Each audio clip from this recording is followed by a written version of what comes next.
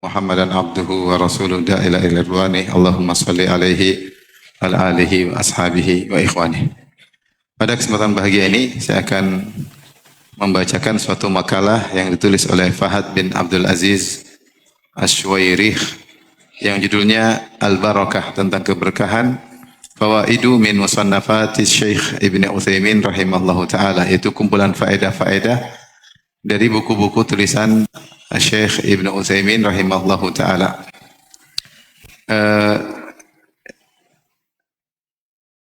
Beliau berkata, ya,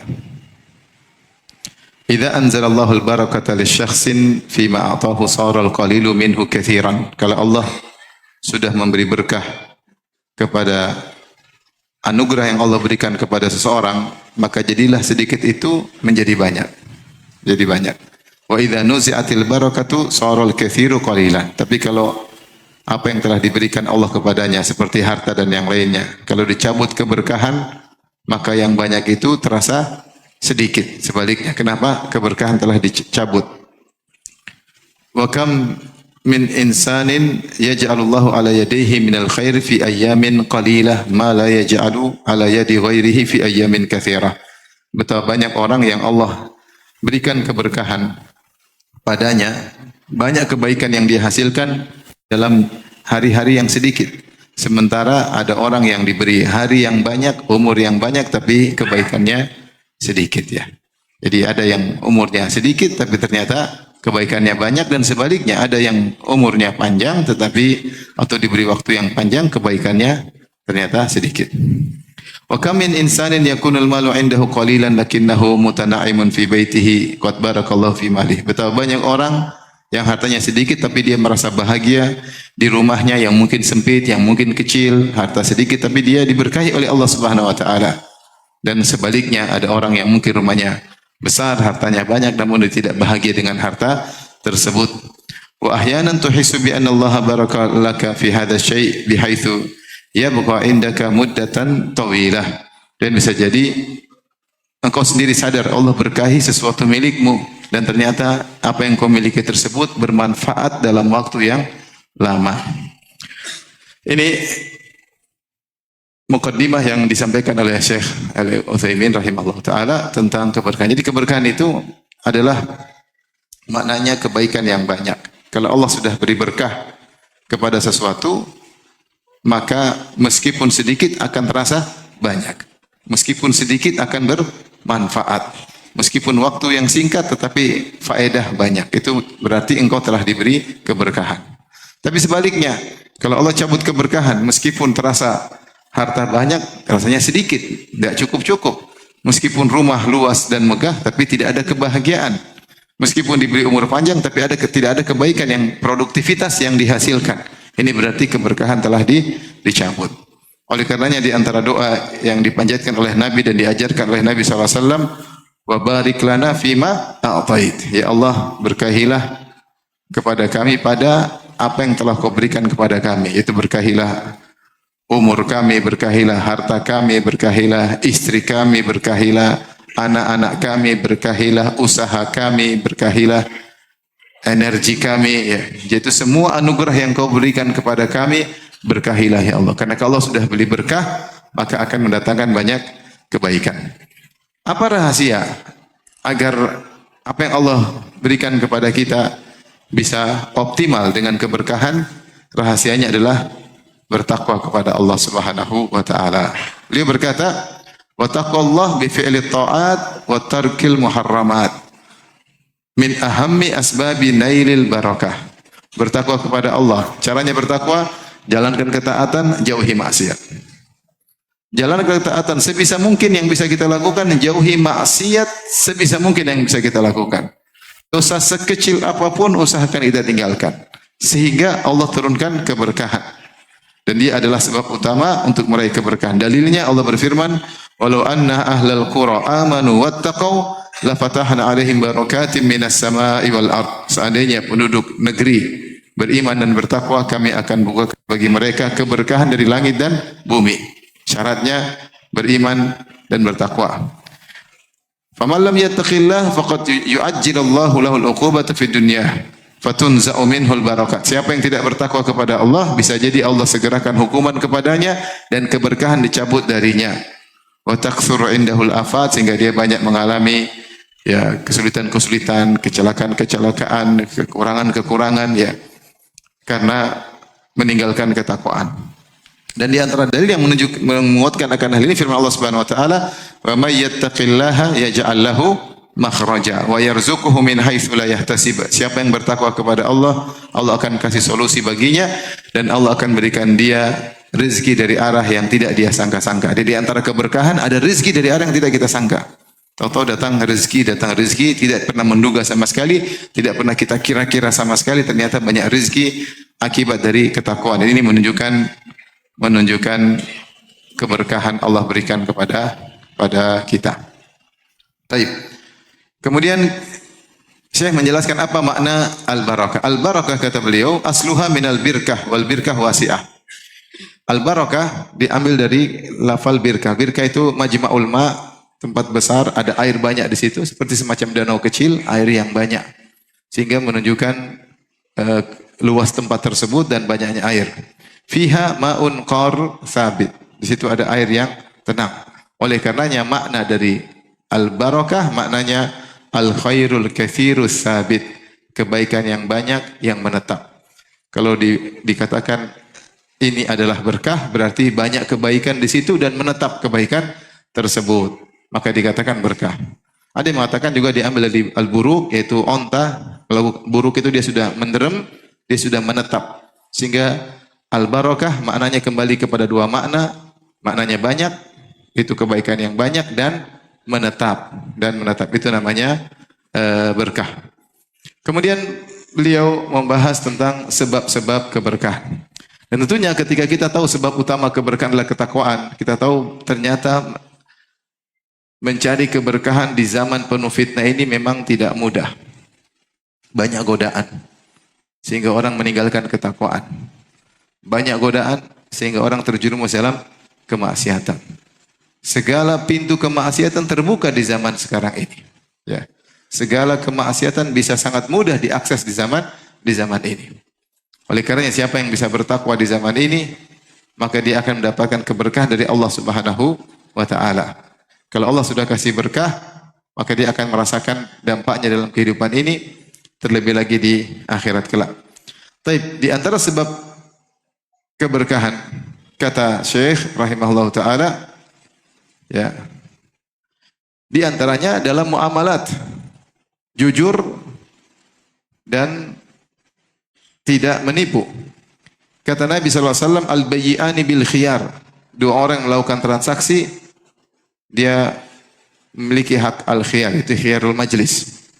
Kemudian kata Nabi, fa in sadaqa wa bayyana burika lahuma fi bai'ihima. Kalau mereka pelaku transaksi dua-dua ini adalah jujur dan menjelaskan, maka akan diberkahi transaksi mereka berdua. Artinya kalau orang jual beli, maka dia jelaskan, ini misalnya dia jual mobil ini ada aibnya, mobil ini begini, ada kekurangannya di sini, pernah tabrakan di sini, pernah ini, dia jujur, dia jelaskan. Semua penjelasan yang mempengaruhi harga, dia jelaskan.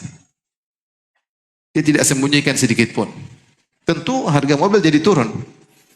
Tetapi kata Nabi, burika lahuma fi bai'ihima, akan diberkahi. Kelihatannya untung sedikit, tapi ternyata apa? Berkah. Yang jadi masalah, yang menjadi perhatian kita, bagaimana harta yang kita miliki ini, mau sedikit atau banyak, diberkahi oleh Allah Subhanahu wa taala.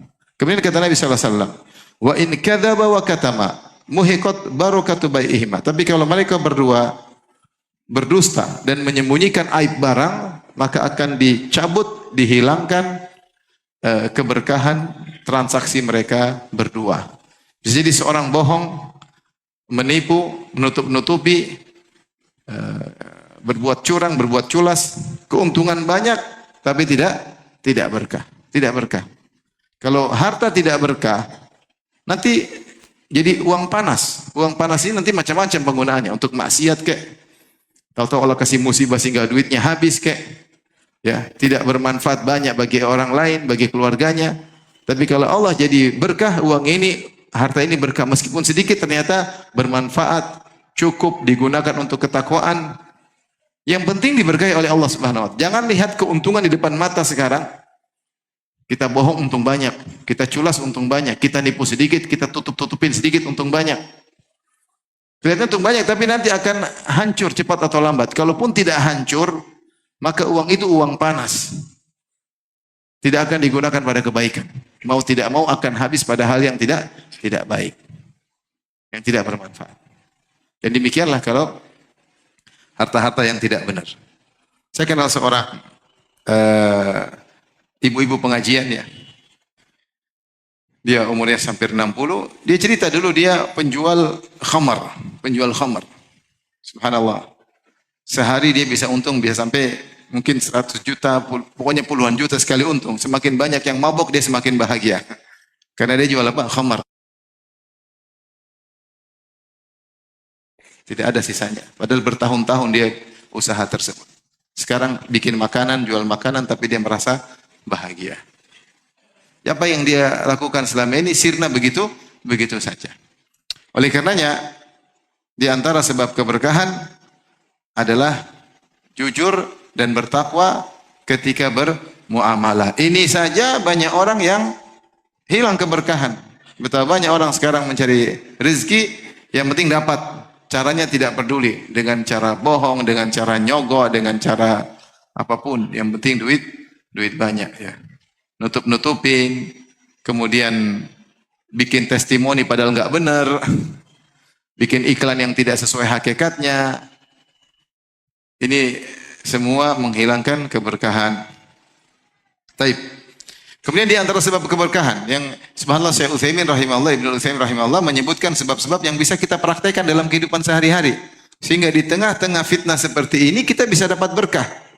Sunnah-sunnah keseharian, kegiatan keseharian yang kalau kita lakukan mungkin sebab berkah turun kepada kita. Di antaranya kata beliau ya Allah yakilal insanu ta'amal bait. Jangan seorang nimbang-nimbang makanan di rumah, beras berapa kilo, udah masukin aja, ambil. Jangan tinggal berapa. Kata Syekh, cuek. Jangan dihitung-hitung, tinggal berapa kilo, ya. Ya, karena kalau dihitung-hitung maka akan hilang keberkahan. Famathalan kata beliau, idza ata bi kisi ruz ila baiti fala yakiluhu. Kalau dia beli beras atau dia dapat ini jangan dia timbang. Sudah jangan dia takar, taruh aja di rumah. Di annahu idza kalahu nuzi'at minhul barakah. Kalau dia timbang-timbang, dia hitung-hitung, dia perhitungan, maka akan hilang keberkahan. Wa idza tarakahu anzalallahu fihil barakah. Tapi kalau dia biarin aja, enggak usah dia hitung-hitung, akan turun keberkahan. Fa ya'khudhu kulla yawmin ma yahtaju bidun an yakilahu. Ambil aja yang dia perlu, enggak usah dia hitung. Ini berapa, tinggal berapa, enggak usah. Pokoknya dia ambil aja. Nanti kalau habis dia beli lagi. Jadi enggak usah dihitung-hitung. Hada ja'at bihi sunnah, ada dalilnya. Dalilnya saya bacakan dalam hadis Sahih Bukhari kata Aisyah radhiyallahu anha, "Tufiya Rasulullah sallallahu alaihi wasallam wa ma fi baiti min syai'in ya'kuluhu dzu kabirin illa syatru sya'irin fi raffin li."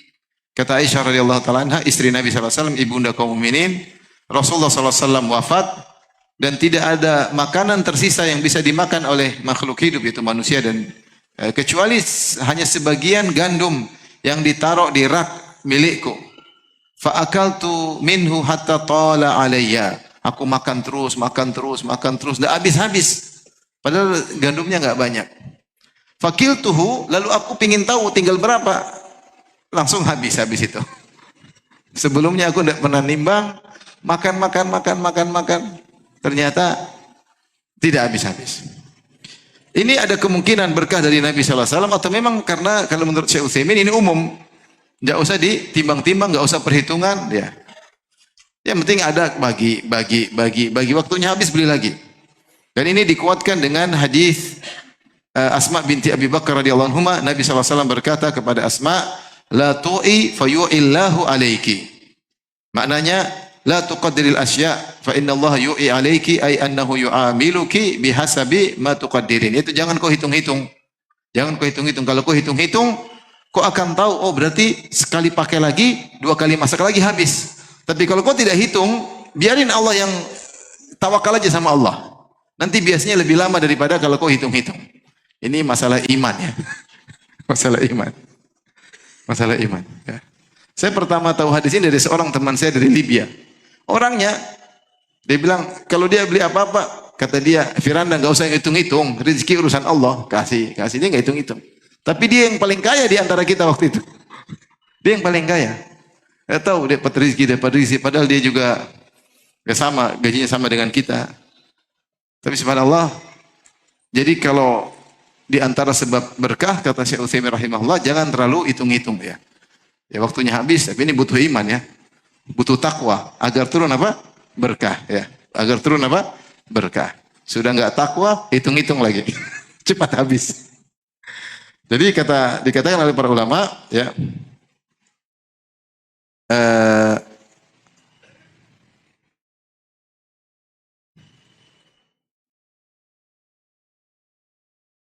maka kalau kau hitung-hitung, maka kau akan sudah perkirakan kapan habisnya. 2 kali masak lagi habis. Saya masak setiap hari 1/4 kilo. Oh tinggal sekilo, berarti 4 hari lagi habis. Kalau kau hitung begitu, maka Allah akan bermuamalah dengan engkau sesuai dengan perkiraanmu. Tapi kalau kau tidak hitung-hitung, Allah akan kasih berkah. Bisa jadi lebih panjang, bisa jadi lebih lama. Sama. Ya. Mungkin kalau kita punya uang, kita kasih sedekah, kasih aja. Pokoknya uang kita banyak, kasih aja. Hitung. Cepat habis. Jadi tidak semua kita harus apa? Hitung-hitung. Ada saatnya kita hitung, ada saatnya kita nggak perlu apa? Hitung. Ini butuh keimanan. Kemudian beliau berkata lagi, Innal insan idza burika lahu fi syai'in fayalzamuhu fala yubqi kulla sa'atin lahu ra'i. Kata beliau, seandainya kau sudah merasakan suatu perbuatan berkah, kayaknya saya kegiatan ini berkah ya. Begini, saya bisa begini, kerjaan ini kok berkah. Saya berteman dengan dia kok berkah. Saya ikuti kegiatan ini kok berkah. Saya belajar ini, saya merasa keberkahan. Waktu saya efektif, bisa optimal, bisa banyak kebaikan yang saya lakukan. Maka jangan pindah-pindah, kata Syekh Utsaimin rahimahullah. Kalau kau sudah rasa aktivitasmu berkah, jangan pilih pendapat lain. Sudah kerjain itu. Kalau ada kegiatan aktivitas ukhrawi, entah jadi apa kayak remaja masjid kayak, jadi pengurus masjid kayak, atau ngurus anak yatim kayak, atau belajar agama, kau merasa dengan itu kau dapat keberkahan, maka tidak usah punya ide-ide terlalu banyak, lazimi, karena itu Allah sedang turunkan berkah kepadamu. Baik, beliau menyebutkan kisah tentang keberkahan, luar biasa kisah ini. Beliau mengatakan, "Dzakara lana man nathiqu bihi min kubara'ina fis sin." Orang-orang tua kami yang kami percaya mereka jujur pernah cerita kepada kami tentang kisah 2 orang. Saya bacakan langsung terjemahannya. Kisah 2 orang, mereka punya kebun dan mereka akhirnya bagi 2. Mereka kebun kayaknya berserikat bersama, akhirnya mereka mau bagi 2. Maka yang satu mengatakan, kau pilihlah bagian mana mau terserah. Bagian timur boleh, bagian barat kita bagi 2. Maka yang satu berkata, kalau gitu saya pilih yang bagian timur. Karena dia melihat bagian timur lebih banyak hasil kormanya dan lebih baik kebunnya. Dan teman satu baik, kau pilih mana terserah deh. Yang satunya baik. Jadi dia tidak milih, dia tidak ribut. Dia bilang kau yang pilih. Yang penting kita bagi 2. Mau timur, mau barat, utara, selatan terserah. Temannya yang satu dia bilang, oh ini yang timur lebih baik, lebih banyak buahnya, lebih segar. Akhirnya dia pilih yang timur. Kata yang tadi suruh milih, kalau gitu saya pilih yang barat. Bagi 2. Maka yang timur, yang pilih timur, dia berkata, ini bulan Ramadan, saya akan memetik hasil korma nanti di siang hari bulan Ramadan. Supaya orang miskin tidak makan, tidak ikut nimbrung muncul di situ. Karena mereka pada puasa. Kata saya, zaman dulu miskin, banyak orang susah. Sehingga kalau ada orang lagi panen, ada yang datang biasanya. Pingin kecipratan apa? Rezeki. Dia pinter, dia bilang jangan potong malam-malam, ambil siang, orang lagi apa? Puasa, nggak ada yang datang. Maka dia pun memilih untuk memotong atau mengambil buah korma di siang hari. Kemudian dia ambil semua kormanya, dia masukkan di keranjang-keranjangnya. Adapun yang satu, yang tadi suruh milih, dan dia milih bagian yang sebelah barat, dia berkata, saya tidak akan memetik korma kecuali setelah orang-orang berbuka. Nanti maghrib baru saya petik. Supaya mereka ikut iftar. Ya. Maka dia berkata kepada penduduk kampung, ya ikhwan sekalian, nanti setelah iftar ya saya akan akan memetik korma atau panen korma. Bahkan dia mengatakan nanti setelah Id baru saya panen. Sekarang belum, masih Ramadan. Nanti setelah Id antum datang semua kalau mau ikut kebagian silahkan. Akhirnya benar ketika waktu panen maka orang-orang pun datang dan dia bawa keranjang yang banyak dan orang-orang ambil. Orang-orang ambil, ternyata sudah diambil orang-orang, ternyata keranjang dia lebih banyak dari panen temannya. Padahal kebun temannya lebih subur dan dia tidak bagi-bagi, dia sudah bagi-bagi, ternyata keranjang panennya lebih banyak daripada temannya. Maka akhirnya temannya lihat, maka dia merasa ditipu. Maka dia bilang kepada kawannya, dia bilang kayaknya kita salah bagi kebun kita. Nah, kan sudah bagi, kau yang bagi sendiri, bagi dua tengah. Ya kayaknya saya tertipu ini. Kok buktinya orang-orang ambil dari kau sudah bagi-bagi, ternyata jumlah keranjangmu lebih banyak daripada jumlah keranjang saya ketika panen. Kok berarti nipu? Kata temannya, enggak, ini berkah dari Allah Subhanahu wa taala. Enggak, kau tipu saya. Akhirnya diangkatlah perkara ini kepada qadhi, kepada hakim. Kemudian keduanya dipanggil oleh hakim masalah ini. Maka dia berkata, orang ini, wahai qadhi, kami telah bagi kebun menjadi dua bagian. Dan aku telah memasukkan kormaku di keranjang-keranjang. Dan dia juga memasukkan keranjang-keranjang. Ya. Tapi aku ngambil waktu masih Ramadan, ya, supaya Ramadan, sementara dia memanen setelah iftar atau setelah Id. Ya. Dan orang-orang datang makan dari hasil panennya. Kemudian orang-orang ngambil juga korma dan korma buat dia ternyata punya dia lebih banyak dari saya, kan aneh. Dia sudah dipotong diambil orang, ternyata hasil dia lebih banyak daripada saya. Itu saya ditipu sama dia. Berarti pembagian awal itu tidak sama luas kebunnya. Maka qadhi pun mengingatkan firman Allah Subhanahu wa taala, "Inna balawnahum kama balawna ashabal jannah." Ya. Tentang kisah pemilik kebun yang Allah sebutkan dalam surat Al-Qalam yang mereka fantalaqu wa hum yatakhafatun alla yadkhulannaha al-yawma 'alaikum miskin. Mereka ingin ke kebun mereka bilang, hati-hati. Pokoknya kalau kita panen, jangan ada orang miskin yang hadir. Ternyata ketika mereka datang, kebun mereka sudah dibakar oleh Allah Subhanahu wa taala. Jadi mereka sudah niat. Kalau panen jangan ada orang. Kata Syekh Utsaimin, zaman dulu orang miskin. Kalau ada yang panen, orang miskin pada datang. Berharap kecipratan apa? Rezeki. Tapi ini satu ini enggak mau. Ternyata hasil dia lebih sedikit, ya. Jadi qadhi mengingatkan, ya sudah memang kau wajar sedikit karena temanmu banyak, karena diberkahi oleh Allah Subhanahu wa taala. Oleh karenanya seorang harus yakin akan hal ini, ya. Keberkahan itu murni milik Allah Subhanahu wa taala, dialah wahibul barakah, pemberi anugerah barakah, dia yang menentukan berkah atau tidak, dia yang menurunkan barakah, dan Allah disifati dengan tabarak, zat yang penuh dengan keberkahan. Baik, ini bahwasanya sedekah mendatangkan apa? Keberkahan. Di antara sebab keberkahan, jangan lupa menyebut nama Allah Subhanahu wa taala. Dalam hadis disebutkan kullu amrin dzibalin la yubda fi bismillah fahuwa abtar. Setiap perkara yang tidak dimulai dengan bismillah maka akan terputus atau berkurang. Di antara tafsirannya naqisul barakah, tidak sempurna keberkahannya. Maka dalam segala urusan, kalau kita tahu doanya, kita berdoa. Mau ini, mau anu. Kalau kita enggak tahu doanya, minimal kita bilang apa? Bismillah. Bismillah. Ya. Di antaranya, jangan lupa kalau ingin berhubungan dengan istri, bilang apa? Bismillah. Ya. Allahumma jannibni syaitan, wa jannibni syaitan ma razaqtana. Jangan lupa bilang apa? Bismillah, ya Allah jauhkanlah kami dari syaitan dan jauhkanlah syaitan dari anak keturunan kami. Kata Nabi SAW, kalau Allah mentakdirkan dia punya anak dari hubungan intim tersebut, lam yadhurrahu syaitan abadan. Syaitan tidak akan beri mudarat kepada anak ini. Maksudnya anak ini pasti jadi anak soleh. Pasti jadi anak soleh. Meskipun mungkin dia nakal, bukan dia jadi anak yang maksum, tidak mungkin salah. Mungkin dia salah, mungkin dia nakal, tapi ujungnya dia akan menjadi anak soleh. Subhanallah, cuma ketika berhubungan jangan lupa baca doa. Jangan asal langsung menyerang, harus berdoa dulu sebelumnya. Ya. Berkah dengan menyebut nama Allah. Jadi apapun kegiatan jangan lupa bilang apa? Bismillah. Bismillah itu adalah kalimat isti'anah. Kita mengatakan dengan menyebut nama Allah. Jadi kita minta tolong kepada Allah. Iling, ingat Allah sebentar aja. Connecting sebentar aja. Bismillah. Dalam hati, ya Allah tolong aku. Akan ada keberkahan. Akan ada keberkahan. Kemudian beliau menyebutkan tentang keberkahan, ya, misalnya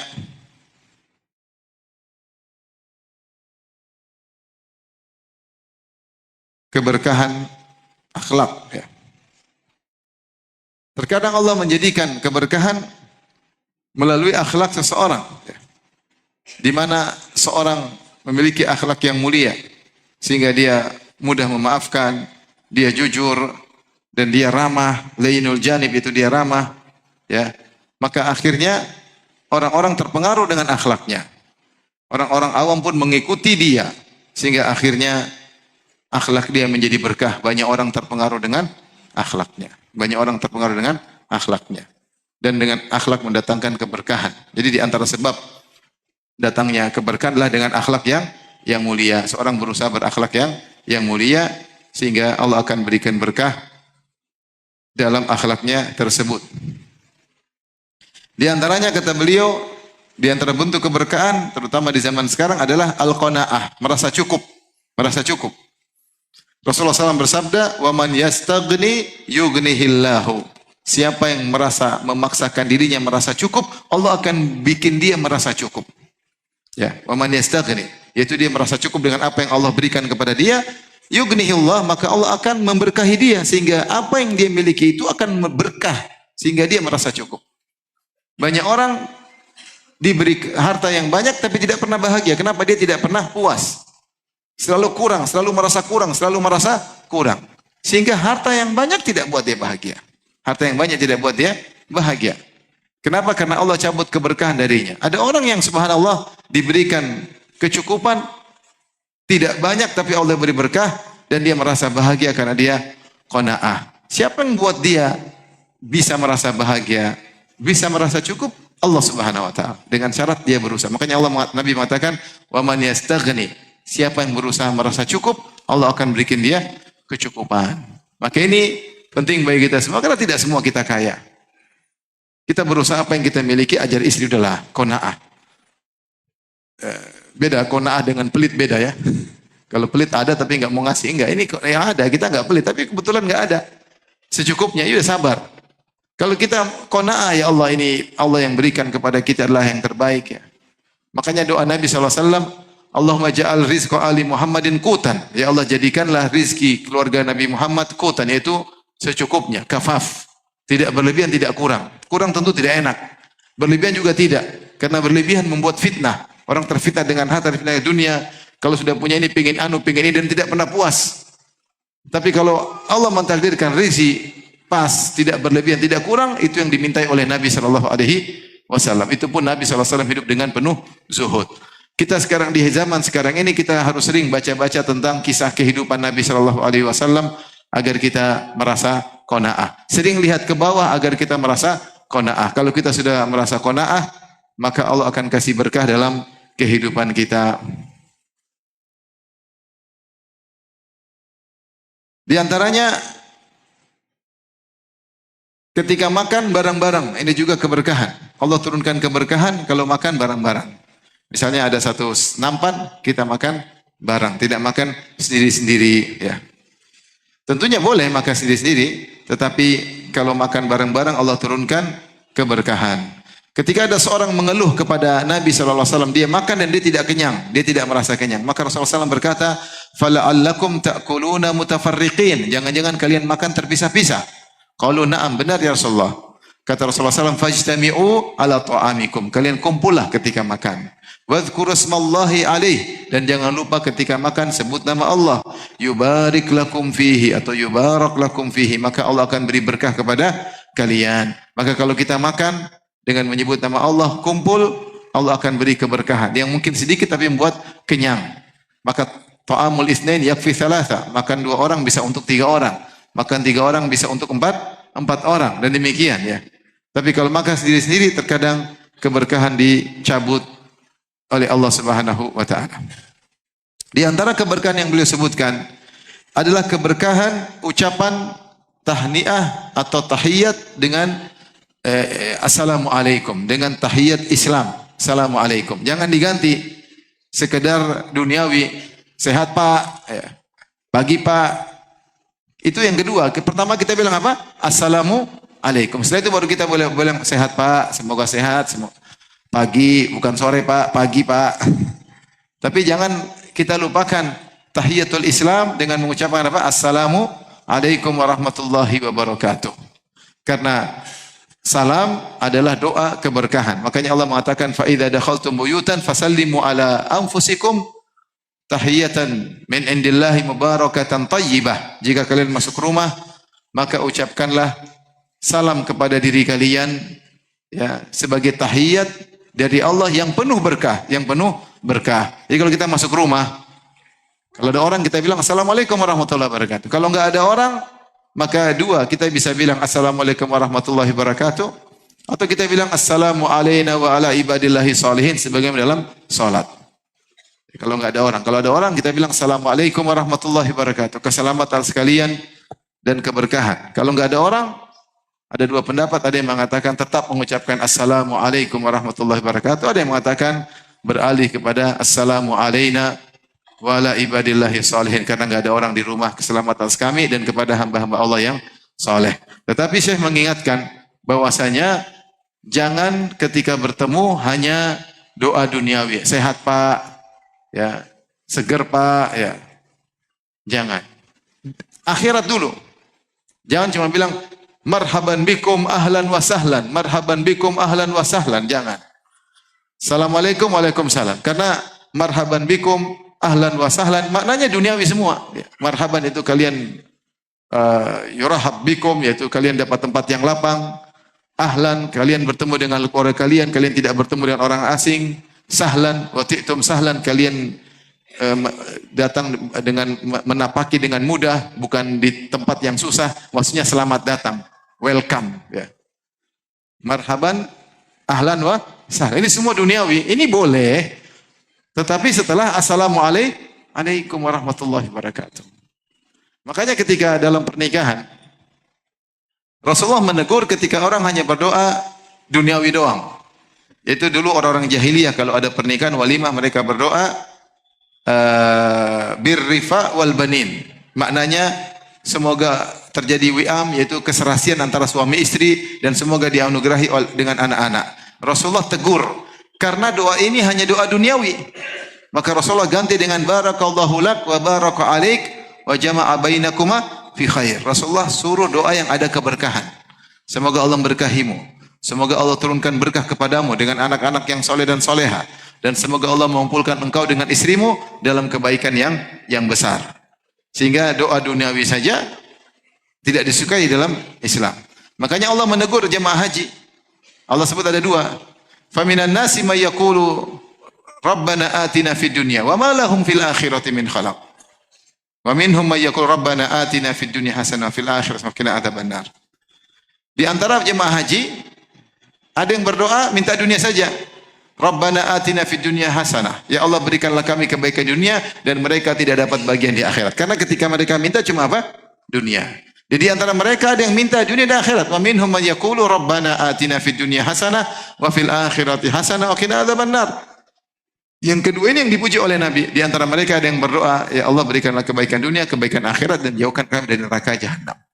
Oleh karenanya jangan kita berdoa duniawi saja, ya. Ya, seperti orang-orang jahiliyah, birrifa wal banin, semoga serasi dan semoga punya anak-anak. Maka Rasulullah tegur, Rasulullah larang, Rasulullah SAW ganti dengan doa yang menunjukkan keberkahan. Oleh karena kalau kita ketemu kawan, kita tetap bilang apa? Assalamualaikum warahmatullahi wabarakatuh. Baru marhaban, ahlan wa sahlan, welcome. Pagi Pak, sehat Pak, siang Pak, itu belakangan. Yang pertama, assalamualaikum warahmatullahi wabarakatuh. Semoga keselamatan bagi kalian, rahmat Allah bagi kalian, keberkahan bagi kalian, dan bisa jadi salam-salam ini adalah pembuka banyak kebaikan. Pembuka banyak kebaikan. Tapi di antara saya mengatakan keberkahan sedekah.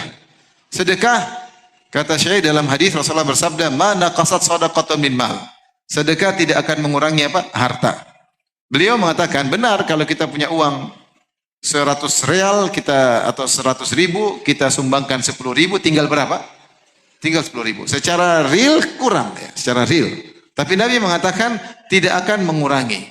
Apa maksudnya tidak akan mengurangi? Maka banyak jalan bisa jadi ya Allah akan tambahkan di dunia setelah itu dengan banyak. Atau maksudnya tidak mengurangi secara berkah maknawiyah. Bosnya 90 ribu ini ternyata berkah. Ya, ternyata sisa yang ada itu atau yang keluar tadi diberkahi oleh Allah Subhanahu wa taala. Kenyataannya orang semakin banyak sedekah, semakin banyak hartanya. Dan Allah akan selamatkan dari banyak afat, dari banyak kesulitan-kesulitan. Saya kenal teman-teman saya yang hebat-hebat dalam bersedekah ketika pandemi, orang-orang pada berjatuhan, banyak gulung tikar, banyak yang bangkrut, mereka tetap jaya. Mereka tetap apa? Jaya di masa pandemi. Kenapa? Mereka sering bersedekah. Allah punya cara untuk menjaga mereka. Oleh karenanya sedekah tidak akan mengurangi harta. Kelihatannya kurang, tapi ntar lagi penuh lagi. Jangan khawatir. Transfer 100 juta tinggal berapa? Tinggal 80. Ntar lagi jadi 120. Enggak lama lagi ya. Karena Rasulullah yang bilang sedekah tidak mengurangi harta. Sebagian Allah mengatakan bal tazid, bahkan menambah di dunia sebelum di akhirat kelak. Maka jangan pernah ragu-ragu untuk banyak bersedekah ya. Beliau berkata di sini ya. Ya'lam annahu la budda an yanqusul adat. Kalau dia keluarkan duit secara hitungan berkurang, 100 ribu dikeluarkan 10 ribu jadi 90 ribu. Lakinnahu lam yanqus min haitsul ma'na, tapi secara makna tidak berkurang. Wa dzalika anna Allah Ta'ala yunzil barakata fima baqiya minal mal. Kenapa? Karena Allah turunkan keberkahan pada harta yang tersisa. Wa yabqa wa yaqil mal al-afat allati qad tahdutsu lil mal nafsihi, dan di antaranya Allah menjaga hartanya agar tidak terkena kerusakan, bencana, musibah dan yang lainnya. Aw limalikil mal, atau Allah jaga dia. Allah jaga sang pemilik harta yang sedekah tadi, Allah jaga dia. Ara'aita law kana 'inda insan 100 riyal mathalan wa usiba bimarad. Coba kau lihat, seandainya orang punya 100 riyal, terus dia sakit. Kemudian dia butuh 100 real untuk berobat. Bukankah habis uangnya untuk berobat? Iya habis. Tapi yang satu bersedekah, Allah jaga kesehatannya sehingga uangnya tidak habis. Jadi bisa jadi keberkahan turun kepada hartanya atau keberkahan turun kepada sang pemilik harta. Ya, oleh karenanya seorang yang bersedekah di antara sebab penjagaan dirinya. Ya. Ini di antara bentuk sedekah. Waktunya azan. Oke. Silakan azan dulu.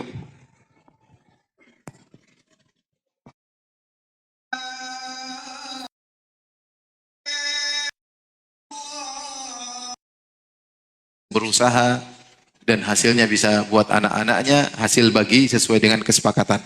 Dalam hadis kata Nabi SAW, Allah berkata dalam hadis qudsi, yaitu firman Allah, ana thalitsus syarikain ma lam yakhun ahaduhuma sahibahu fa idza khanahu kharajtu min bainihima. Kata Nabi SAW, aku adalah, kata Allah berfirman, aku adalah tiga dari dua orang yang berserikat selama yang satunya tidak berkhianat kepada yang lain. Atau kalau satu berkhianat, saya keluar dari mereka berdua. Syekh Utsaimin mengatakan ai bit tasdid wat taufiq bil barakah. Aku menjadi tiga di antara keduanya, maksudnya aku memberi arahan, aku membimbing dan aku memberi keberkahan selama tidak ada yang berkhianat. Siapa yang berkhianat maka akan keluar dari kedua syarikat tersebut. Makanya kalau berserikat di antara keberkahan, kita punya uang, ada orang mungkin dia punya keahlian, mungkin dia jualan apa, kita ya mau dorobah enggak daripada kau minta-minta ya. Ini saya kasih modal, kau kerja apa kek. Dan kita ingatkan ini bertakwa kepada Allah, sehingga ketika dia menjalankan, dia berusaha apa? Amanah. Dan kita juga tidak berniat apa-apa ya, kita ingin membantu dia. Maka dengan demikian akan diberkahi oleh Allah Subhanahu wa taala, ya. Jadi masalah kasih modal, hilang semua modal. Enggak amanah. Janjinya begini, ternyata berubah, dan itu susah. Dapat orang amanah susah. Karena lihat uang depan mata, akhirnya tidak sesuai kesepakatan. Ya, tadinya kesepakatan kerjanya begini-begini, sudah dipelajari, kasih modal sesuai, ternyata dia berinisiatif, berijtihad tanpa memberitahu kepada sang pemberi modal. Akhirnya beli ini, habis. Ini namanya tidak amanah. Ini namanya khianat. Tapi kalau seorang punya uang dan dia kasih modal kepada seorang yang kebetulan butuh kerja tapi enggak punya modal, ya kasih. Maka insya Allah diberkahi oleh Allah Subhanahu wa taala ya. Dan kebanyakan ya nanti sudah berhasil dia lepas. Bos sudah ya, saya sudah bisa sendiri. Subhanallah. Ini tidak ada etika dalam bekerja. Kok pertama dikasih modal semakin maju ya sama-sama maju. Ketika dia sudah berasa maju, yang kasih modal ditendang. Ini kan kurang ajar seperti ini. Dan itu terjadi. Teman-teman cerita, ini Ustaz kita gini udah kasih modal, udah kaya, kita ditendang. Jadi repot, keberkahan hilang. Keberkahan apa? Hilang ya. Tidak ada amanah, sudah dibantu malah lupa diri. Tapi di antara cara mencari berkah, kasih modal orang untuk apa? Untuk kerja. Di antara keberkahan adalah barakat solahil aba. Di antara keberkahan adalah berkah solehnya orang tua. Allah memuji atau Allah sebutkan wa kana abuhuma solihah. Adalah orang tua dua anak yang tersebut ada anak yang adalah orang tua yang soleh. Jadi ada orang tua yang soleh, keberkahan turun kepada anak-anaknya. Bahkan dalam sebagian tafsir turun keberkahan sampai 7 turunan, Maka Allah sebutkan kisah Nabi Khadir, Nabi Musa ketika mereka pergi ke sebuah kampung, mereka fastata'ama ahlaha fa'abau ayyudhayifuhuma. Mereka minta dijamu namun enggak ada yang mau jamu. Ini kampung kurang ajar semua. Yang minta dijamu nabi, ya, bukan ustadz, apa? Nabi. Tidak dikasih jamuan ya. Makanya sebenarnya mengatakan, ya akhi, kalau kau tidak dijamu, tidak dihormati orang, jangan terlalu baper ya. Nabi Musa, Nabi Khadir tidak dijamu, tidak baper. Tidak bilang, saya Nabi ya, kau enggak kasih jamu saya, kurang ajar kualat, ya hati-hati ya. Allah turunkan azab, saya Nabi, kalimullah, enggak ada. Nabi Musa, Nabi Khadir tidak dijamu, ya udah. Lalu kita siapa kalau tidak dijamu orang? Ya. Ketika mereka hendak keluar, fawajada, ternyata ada jidaran yurudi ayyan qadha fa aqamah. Ada dinding yang mau jatuh, diluruskan sama Khadir. Padahal ini dari kampung yang tidak baik sama mereka berdua. Justru Nabi Khadir berbuat baik kepada salah satu penghuni kampung. Kok ada rumah yang mau rubuh temboknya diluruskan. Ternyata Khadir cerita, wa ammal jidaru fakana li gulamaini yatimaini fil madinati wa kana tahtahu kanzul lahuma wa kana abuhuma salihah fa arada rabbuka ay yablugha ashuddahuma wa yastakhrija kanzahuma rahmatan min rabbik. Adapun dinding yang mau jatuh tadi, ternyata dinding ini rumah milik 2 anak yatim. Di bawahnya ada hartanya. Kalau dindingnya runtuh, itu harta akan keluar dicuri oleh orang. Oleh karenanya saya luruskan dinding tersebut supaya hartanya tetap tersimpan. Kenapa saya menjaga dinding ini? Wa kana abuhuma salihah. Karena bapak 2 orang anak yatim ini adalah bapak yang soleh. Ada khilaf, ada yang mengatakan bapaknya langsung, ada yang mengatakan kakek yang ke-7. Sampai Allah menjaga 2 anak yatim ini dengan mengirim Nabi Khadir, Nabi Musa dari tempat yang jauh untuk menjaga harta mereka berdua. Sebabnya tidak ada yang lain. Sebabnya kata Nabi Khadir, wa kana abuhuma soleha. Karena ayah mereka berdua ayah yang soleh. Kakek mereka kakek yang soleh. Oleh karenanya seorang ketika menikah ingin diberkahi bukan pada dirinya saja, bahkan diberkahi sampai anak keturunannya. Dan itu diantara tafsir wa baraka alaik. Wa baraka alaik, ketika kita mendoakan orang yang menikah, barakallahu lak wa baraka alaik, semoga Allah turunkan keberkahan atasmu, yaitu sampai ke keturunanmu. Makanya diantara keberkahan asal kepada fara, orang tua kepada anak-anak.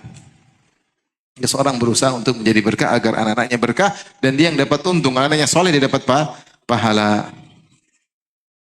Kemudian di antaranya Allah bisa jadi berkah, memberikan keberkahan bahkan kepada manusia. Kalau seorang itu sudah bertakwa, Allah akan bukakan pintu keberkahan. Seperti perkataan Usaid bin Khudair. Usaid bin Khudair dia berkata kepada Abu Bakar, ma hiya bi awwali barakatikum ya ala Abi Bakar. Ini bukan awal keberkahan kalian wahai Abu Bakar, keluarga Abu Bakar. Kalian sudah mendatangkan keberkahan berulang-ulang. Perkataan Usaid bin Khudair radhiyallahu anhu ini ketika Rasulullah sedang bersafar, kemudian kalungnya Aisyah hilang. Dan Aisyah sebelumnya pernah kalungnya hilang, akhirnya terjadi haizatul ifk. Gara-gara dia cari kalung, akhirnya dia ketinggalan rombongan sehingga dia dituduh berzina. Itu terjadi sebelumnya. Maka kali ini Aisyah kalungnya hilang lagi. Dan Aisyah kali ini bilang sama Nabi, ya Rasulullah, kalungku hilang. Jadi bukan dia yang cari. Karena kalau dia cari nanti bisa ketinggalan apa? Rombongan lagi. Dan Rasulullah tidak marah. Kamu nih hilang terus kalung, enggak. Akhirnya Rasulullah suruh sahabat nyari.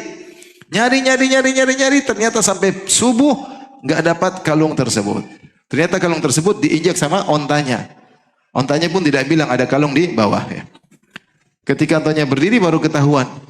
Ternyata Abu Bakar sampai jengkel juga sama Aisyah. Karena Rasulullah begitu perhatian sama istrinya. Sampai suruh orang cari kalung. Enggak dapat.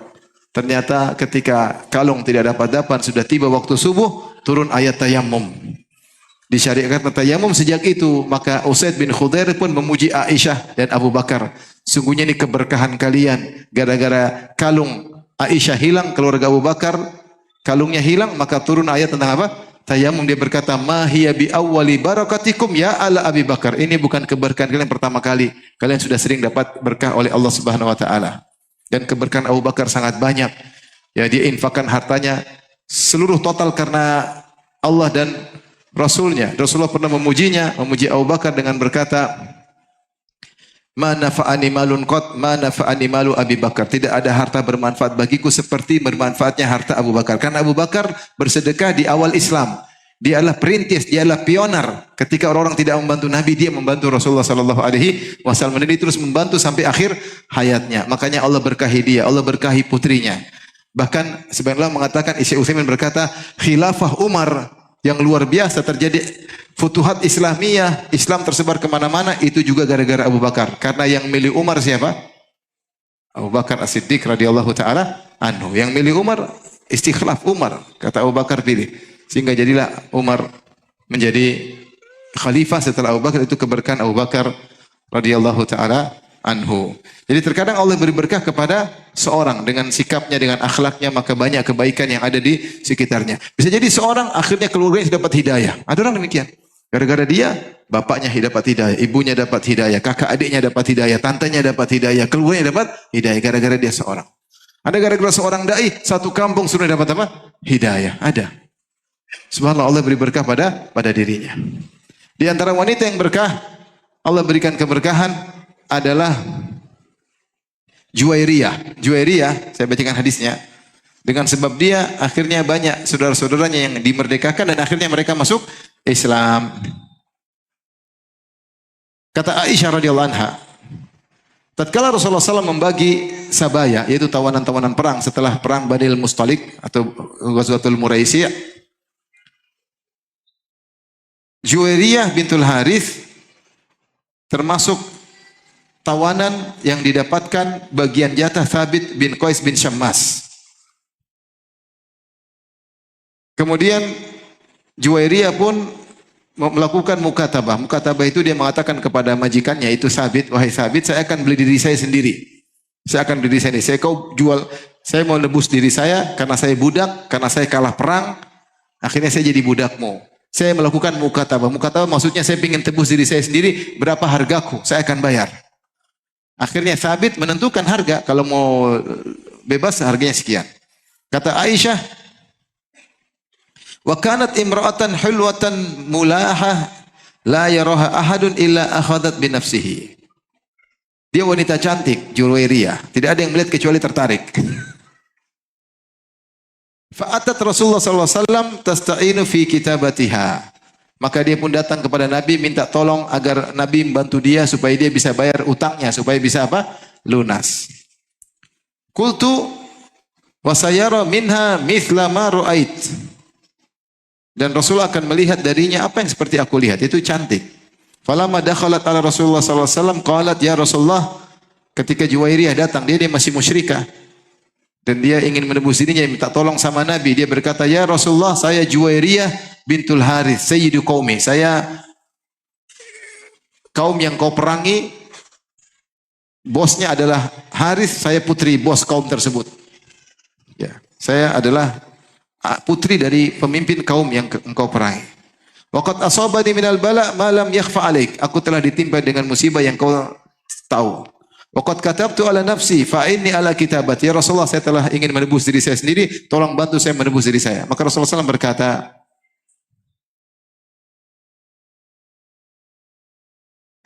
awa khairun min dzalika uaddi anki kitabataki wa tazawwajuki. Dalam riwayat Aisyah berkata, "Wallahi ma huwa illa an ra'aituha fakarihtuha." Ketika saya lihat datang dia mau datang kepada Nabi, saya sudah jengkel. Ah, ini pasti nih. Karena ini wanita apa cantik. Aisyah cerita. Dan benar, akhirnya Rasulullah nawarkan, kata Rasulullah, maukah aku tunjuk? Dia bilang, ya Rasulullah tolong bantu saya ngelunasi hutang saya. Kata Rasulullah, maukah aku tunjuk? Atau yang aku tunjukkan yang lebih baik daripada itu. Aku bayarkan hutangmu, tapi saya nikahi engkau. Kata dia, na'am. Akhirnya Rasulullah SAW lunasi hutangnya, Rasulullah pun nikahi siapa? Juwairiyah. Akhirnya ketika mungkin dia sudah masuk Islam ya, saya kurang teliti, mungkin sudah masuk Islam. Intinya Rasulullah menikah dalam kondisi muslimah. Faqalu, akhirnya orang berkata, asharu Rasulillah sallallahu alaihi wasallam. Lah, kalau Nabi sudah nikahi Juwairiyah, berarti keluarganya semuanya kabilahnya ini adalah keluarga Nabi. Karena Nabi menikahi putri dari kabilah ini. Akhirnya mereka semua merdekakan budak-budak yang sudah mereka tawan tersebut. Ya, waqad falaqad utiqa biha mi'atu ahli baitin min Banil Mustalik. Gara-gara Juwairiyah dinikahi oleh Nabi, maka 100 orang merdeka gara-gara Juwairiyah, karena mereka bilang, masa kita jadikan keluarga Nabi, ipar-ipar Nabi sebagai tawanan kita. Akhirnya dimerdekakan. Apa kata Aisyah? Fama a'lamu imra'atan a'dhama barakatan minha ala qaumiha. Aku tidak pernah menemukan wanita lebih berkah terhadap kaumnya seperti Juwairiyah. Gara-gara dia banyak orang yang merdeka. Ini contoh bahwasanya terkadang Allah beri berkah kepada seseorang, dengan dia berkah bertakwa maka manfaat tersebar luar biasa. Di antara keberkahan adalah keberkahan dalam musyawarah.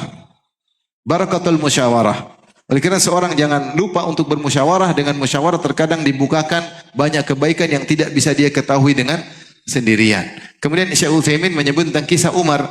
Suatu saat Umar sedang bersafar dengan kaumnya, tiba-tiba menuju negeri Syam. Tiba-tiba negeri Syam ada taun. Ada penyakit taun yang menular dan mematikan. Maka Umar berhenti, Umar ajak musyawarah. Umar panggil kaum muhajirin. Bagaimana menurut kalian? Kita lanjut atau kita balik? Sebagian mengatakan kita lanjut. Kita kan menuju tujuan kita. Sebagian mengatakan kita balik. Ngapain kita bawa orang ke kebinasaan? Kita balik. Akhirnya Umar mengatakan, mana kaum Ansor? Musyawarah lagi. Bagaimana menurut kalian? Sama, dua pendapat lagi. Ada yang mengatakan kita lanjut, ada yang mengatakan kita balik. Akhirnya Umar lebih cenderung kepada balik. Kita balik. Datang Abu Ubaidah bin Jarrah. Ya Umar, apakah kau tafirru min qadarillah? Apakah kau lari dari takdir Allah? Sudah lanjut aja. Subhanallah. Kata Umar, kalau bukan kau yang ngomong wahai Abu Ubaidah. Kalau orang lain mungkin sudah saya gamplang. Karena orang hebat. Kata dia, nafirru min qadarillah ila qadarillah. Kita lari dari takdir Allah menuju takdir Allah yang lain. Tapi Umar belum jalan. Tiba-tiba datang Abu Musa al-Asy'ari radhiyallahu taala anhu. Kemudian dia waktu itu dia lagi tidak ada ketika musyawarah, ada kebutuhan, dia datang, akhirnya dia menyampaikan hadis, dia berkata, bukan Abdurrahman bin Auf. Abdurrahman bin Auf datang, dia berkata, "Idza sami'tum," Rasulullah bersabda, "Idza sami'tum bi ardin fala taqdumu alaihi." Kalau kalian dengar ada taun di suatu negeri, jangan datangi. Wa idza waqa'a bi ardin wa antum biha fala takhruju firaran minhu. Tapi kalau datang taun di negeri kamu, jangan kabur keluar. Akhirnya Umar bersyukur kepada Allah, ternyata keputusan dia sesuai dengan hadis Nabi sallallahu alaihi wasallam. Maksudnya dengan musyawarah terkadang Allah bukakan kebenaran. Maka penting bagi kita untuk musyawarah. Jangan merasa hebat. Nabi saja yang pinternya luar biasa, kata Allah, wasyawirhum fil amr, bermusyawarahlah. Sehingga kita dapati dalam sirah Nabi, setiap perang Nabi bermusyawarah. Perang Badar Nabi bermusyawarah, perang Uhud Nabi bermusyawarah, perang Khandaq Nabi bermusyawarah. Selama tidak ada wahyu, Nabi bermusyawarah. Ketika Hudaybiyah, Nabi tidak bermusyawarah. Sahabat ingin Nabi perang, kata Nabi enggak, kita enggak boleh masuk. Kita berunding, kita damai. Kenapa? Karena perintah Allah. Buktinya apa? Ketika unta Nabi ajak menuju ke masuk kota Mekah, sudah sampai Hudaybiyah, untanya mau masuk, ternyata untanya enggak mau jalan. Orang bilang, hal, ayo jalan. Untanya enggak mau jalan. Sampai orang bilang unta Nabi membangkang. Maka Rasulullah mengatakan, dia tidak membangkang, dia tidak ngeyel ontaku. Walaysa laha bi khuluqin, dan ini bukan akhlak ontaku. Walakin habasaha habisul fil. Tapi ontaku sedang ditahan oleh Allah yang pernah menahan gajahnya, tentara bergajah. Nabi ingin ingatkan bahwasanya saya ditahan ini bukan kemauan saya dan bukan ontaku yang membangkang. Ontaku tidak pernah membangkang. Tapi Allah yang buat dia tidak bisa apa? Jalan. Sehingga isyarat bahwasanya Nabi berhenti sini perintah Allah. Makanya ketika itu Umar ngajak perang, Nabi tidak mau. Kata Umar, ya Rasulullah, bukankah kita kebenaran, mereka kebatilan? Kata Nabi, benar. Benar ya Umar, kita benar, mereka batil. Quraisy. Kata Umar, alaysa qatlana fil jannah wa qatlahum fin nar? Kalau kita perang ya Rasulullah, kita mati masuk surga, mereka mampus masuk neraka? Benar. Terus kenapa kita ngalah? Kata Nabi, ini Rasulullah, aku utusan Allah. Walastu a'sih, saya tidak akan membangkang Allah. Ini perintah Allah. Ini perintah Allah. Di situ Rasulullah tidak musyawarah karena perintah Allah. Tapi selama tidak ada wahyu, Rasulullah selalu bermusyawarah, dan musyawarah itu mendatangkan keberkahan. Saya sering sampaikan, ya akhi, saya ini ustaz, tapi saya sering bermusyawarah dengan selain ustaz, dengan orang yang punya pengalaman, yang lebih tua dari saya, yang lebih banyak makan garam dan kebanyakan garamnya, dan banyak. Ya, banyak saya musyawarah karena Nabi bermusyawarah sahabat. Dan kalau kita sudah bermusyawarah, jangan konferensi meja sudut, jangan. Kita aja yang ngomong, enggak, meja mundar. Kita dengar. Tinggal kita menimbang. Jadi biasanya Allah kasih keberkahan. Banyak dalam kehidupan ini kita butuh mendengar pendapat orang. Jangan kita ujub, sombong, Allah, meremehkan orang, tidak mau dengar pendapat orang. Baru orang ngomong kita potong di tengah jalan. Ini sombong. Kata Syekh Utsaimin, orang sebenarnya orang sombong. Dia baru ngomong potong tengah jalan. Dengar dulu ya akhi. Mungkin ada ide yang kau tidak tahu. Nabi mendengar dari sahabat. Bahkan ketika perang Uhud, Nabi mendengar dari anak-anak muda. Nabi tidak bilang anak muda nggak tahu urusan, yang tahu orang tua. Dan saya di antara keberkahan adalah dengan bermusyawarah. Apa salahnya bermusyawarah, apalagi dibarengi dengan istikharah. Taib, tentu masih banyak pembahasannya. Di sini Syekh Utsaimin bahas tentang keberkahan Quran. Saya bacakan aja akibat baca Quran, dampak positif. Tentu poin-poinnya banyak, tapi beliau berkata, siapa yang baca Quran, dia akan merasa bahagia. Dadanya akan lapang ketika baca Quran. Ini benar. Antum kalau ingin bahagia, baca Quran. Sedih, baca Quran. Kata sebagian ulama, siapa yang lagi sedih, baca surat Yusuf, pasti kesedihannya berkurang. Pasti. Saat itu juga, tidak ditunda-tunda. Pasti lebih bahagia. Kemudian baca Quran, mencegah dari gangguan syaitan. Ya. Baca Quran adalah obat dari berbagai penyakit. Penyakit fisik maupun penyakit hati. Penyakit fisik bisa sembuh, penyakit hati juga bisa sembuh. Ini sudah banyak buktinya. Ya. Kemudian pahala yang besar karena baca Al-Quran. Mengangkat derajat orang yang baca Al-Quran. Al-Quran akan datang sebagai pemberi syafaat pada hari kiamat dan lain-lain. Keberkahan dalam umur. Siapa yang baca Al-Quran, insya Allah Allah buka banyak keberkahan dalam hidupnya. Kitabun anzalnahu ilaika mubarakun liyadabbaru ayatihi wa liyatadhakkaru ulul albab. Al-Quran yang kami turunkan penuh berkah. Maka sungguh merugi orang muslim satu hari tidak baca Quran. Merugi. Semua berita dia baca, berita politik, berita kriminal, berita artis, berita cerai, berita apapun dia baca, kesehatan, berita cinta, berita selingkuh dia baca. Berita akhirat dia tidak baca. Maka rugi kalau hari lewat kita tidak baca Quran. Maka kita harus berusaha. Ada setiap hari tidak terlepas dari apa? Al-Quran agar hidup kita berkah. Terakhir saya tutup dengan perkataan Syekh Utsaimin rahimahullahu taala. Beliau berkata, "Al-insan idza ra'a Allah subhanahu wa ta'ala yaj'alu ala yadihi al-khair wal barakah. Idza ra'a anna Allah yaj'alu ala yadihi al-khair wal barakah fazimatun azimah yanbaghi an yahmadallah 'alaiha bal yajibu an yahmadallah 'alaiha wa yashkura 'alaiha." Kalau dia melihat ternyata dia berkah, banyak orang dapat hidayah karena dia, banyak orang ambil manfaat dari hartanya, banyak orang ngerti gara-gara dia, banyak orang bisa bahagia karena dia puji Allah, jangan dia ujub. Dia puji Allah, ini semua karena siapa? Karena Allah. Keberkahan bukan di tanganku. Keberkahan di tangan siapa?